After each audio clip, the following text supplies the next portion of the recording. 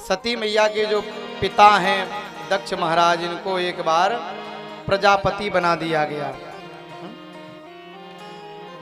पहले से ही बड़े विशेष थे और जब इन्हें देवताओं का प्रजापति बना दिया गया, इनके लिए स्वागत सभा रखी गई।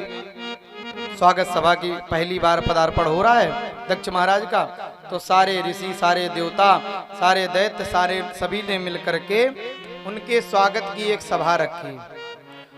और जैसे ही दक्ष महाराज का आगमन उस सभा में हुआ तो सारे लोग उठ करके खड़े हो गए, सम्मान किया। विशिष्ट अतिथि आए हैं तो सबको उठ के सम्मान करना पड़ा। 3 लोग नहीं खड़े हुए, महाराज ब्रह्मा जी, भगवान विष्णु और शिव जी। सारे लोग उठ करके अभिवादन कर रहे हैं, हाथ जोड़े खड़े हैं। दक्ष जाकर के जैसे अपने आसन पर, कुर्सी पर बैठने वाला था और जैसे इसने दृष्टि घुमा करके सारी सभा को, सारे लोगों को देखा, जितने लोग हाथ जोड़े खड़े हैं उनकी ओर देख करके प्रसन्न नहीं हुआ। 3 लोग नहीं खड़े हुए, उन्हें देख करके बड़ा क्रोध में आ गया। दक्ष माने होता है होशियार, चतुर, चालाक। ज्यादा जो चालाक होता कहते थे दक्ष है बड़े काम में। और जैसे ही दक्ष ने देखा कि ना ब्रह्मा जी खड़े हुए, कोई बात नहीं, ब्रह्मा जी हमारे पिता हैं, पुत्र को पिता का सम्मान करना चाहिए, खड़े नहीं हुए तो कोई बात नहीं। भगवान विष्णु की ओर देखा तो भगवान विष्णु तो हमारे ब्रह्मा जी के भी जनक पिता हैं, तो भी हमारे सम्मानीय, कोई बात नहीं। और जैसे शिव जी की ओर देखा कि अरे ये क्यों नहीं खड़ा हुआ, ये तो मेरी बेटी का पति, मेरा दामाद है और दामाद बेटे के समान होता है, मैं ससुर हूँ पिता के समान, मेरा उठ करके स्वागत सम्मान करना चाहिए। देख करके क्रोध में आ गए दक्ष महाराज, तमाम अपशब्द भगवान शिव को बोलने लगे। अरे अरे सभासदों, ध्यान पूर्वक मेरी बात सुनो। और जैसे ये बात बोली तो सब बड़े चकित हो गए कि भाई मुख्य अतिथि का भाषण तो सबसे बाद में होने वाला था, ये पहले क्यों बोलने लगे, कोई लगता है विशेष बात है। किसी भी सभ्य समाज में, अच्छी सभा में किसी असभ्य व्यक्ति को कभी नहीं बुलाना चाहिए। अब सब लोग घबराए कि भाई यहाँ पर कौन असभ्य व्यक्ति आ गया, सब संत हैं, देवता हैं, सब बड़े बड़े ऋषि मुनि देवता बैठे हैं, हम और किसी को नहीं कह रहे।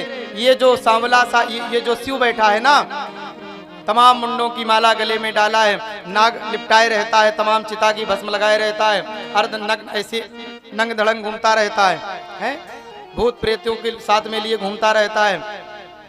ऐसी बातें जैसे दक्ष ने बोली, तमाम शिव जी के लिए अपमानजनक शब्द बोले। अब सबकी बातचीत होने लगी कि भाई ऐसा अपने दामाद के लिए, शिव जी के लिए भला क्यों बोल रहे हो।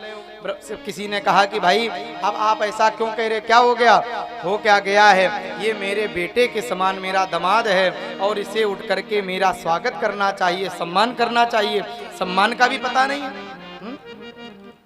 मेरी मति मारी गई थी, बुद्धि खराब हो गई थी, जो मैंने अपनी सुकुमारी कन्या सती का विवाह इसके साथ में कर दिया। तमाम बातें बोलता रहा दक्ष, भगवान शिव कुछ नहीं बोले। जो भगवान शिव के गण हैं, नंदी हैं, उनको बड़ा क्रोध आया। हरिहर निंदा सुनई जिकाना, है ना, भगवान की निंदा, हरि की, शिव की जो निंदा सुनता है, होई पाप गो घात समाना, गौ हत्या का पाप लगता है, कभी सुनना नहीं चाहिए। अगर समर्थवान है तो उसका विरोध करे और न समर्थ हो तो अपने कान बंद करके वहां से चला जाए।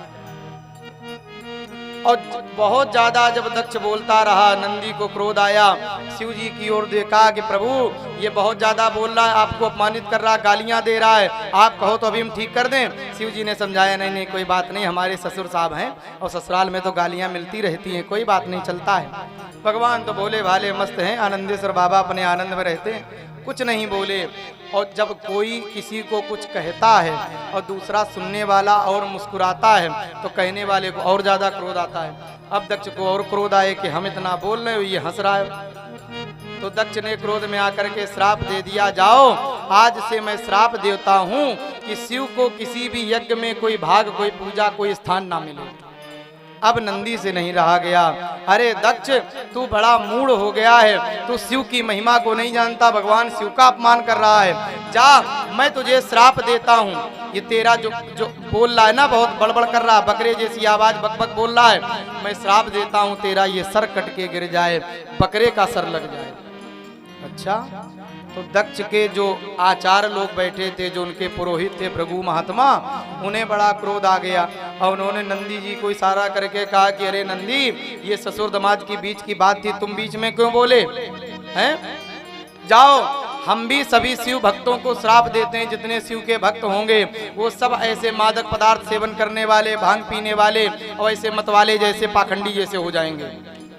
अब नंदी जी को बड़ा क्रोध आया कि ये ब्राह्मण होकर के, आचार होकर के अपने यजमान की बड़ी बड़ी वो पैरवी कर रहे हैं, उनकी तरफ बोल रहे हैं, शिव जी का अपमान, ऐसा श्राप दे दिया। तो नंदी जी ने भी श्राप दे दिया, अरे ब्राह्मणों जाओ, मैं संपूर्ण ब्राह्मणों को श्राप देता हूं कि सारे ब्राह्मण निर्धन हो जाएं।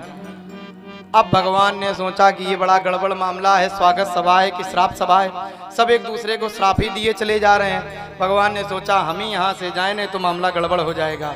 तो बोले बाबा ने अपने नंदी श्रृंगी भृंगी सब गढ़ लिए और धीरे से वहां से पधार गए। सभा वहीं समाप्त हो गई, सब चले गए। और बोले बाबा लौट करके आए, अपनी पत्नी सती से कुछ भी नहीं बोले कि तुम्हारे पिता ने हमसे हमारा इतना अपमान किया, ऐसे ऐसे बोले।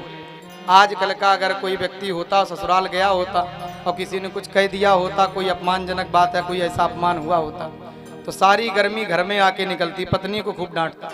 आज के बाद अगर तुमने मैके जाने का नाम लिया तो समझ लेना है, ऐसा अपमान हुआ हमारा। लेकिन भोले बाबा तो भोले बाबा हैं, कुछ नहीं बोले, ऐसे ही आनंद में रहे, आकर के समाधि में लगे।